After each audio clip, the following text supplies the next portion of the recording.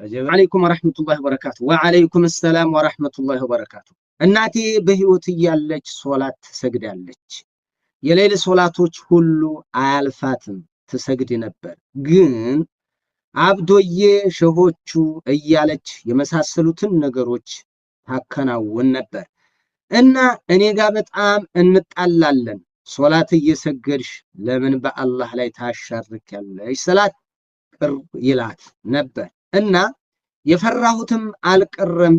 መለከል መውት መጣ። እናቴን ጦርነት ነው የገደላት እና ዱዓ አደርግላታለሁ እና በእናቴ ስም ሶደቃ መስጠት ፈልጌ ስጠይቅ አይቻልም አሉ።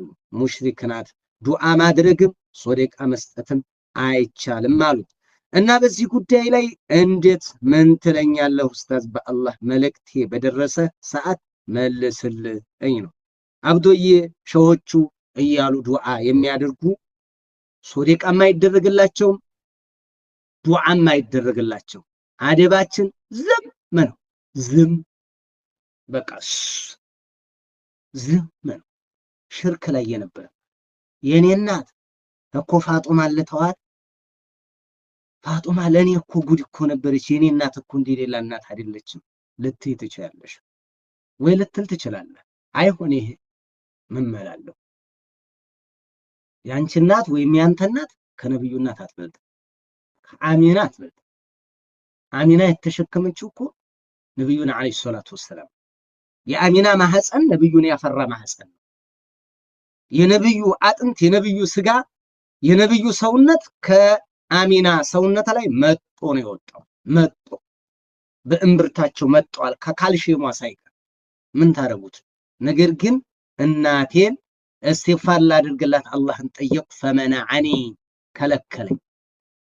واستأذنته أن أزور قبرها ቀብሯን ለመዘየር አስፈቀድ ፈአዚነ ሊ ፈቀደልኝ። አስለቀሱ። ዙሪያቸውን ያለው ሁሉ አለቀሰ። ሰው የእናታቸውን ዚያራ ማለት ነው ቀብሯን ሲዘይሩ اللهم اغفر لها አላሉ። اللهم اغفر لأبي ولأمي የሚል ዱዓ የነብዩን ዱዓ ሰምታችሁ ታውቃላችሁ?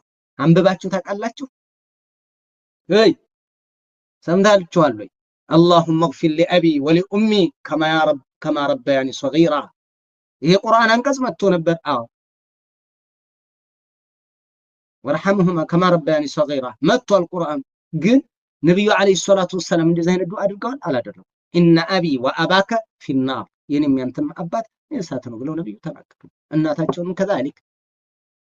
አሁን ያንቺ እናት የጀሃነም ነው እያልኩ አይደለም። ነብዩ እናታቸው ላይ በግልጽ ተናግረዋል። እኛ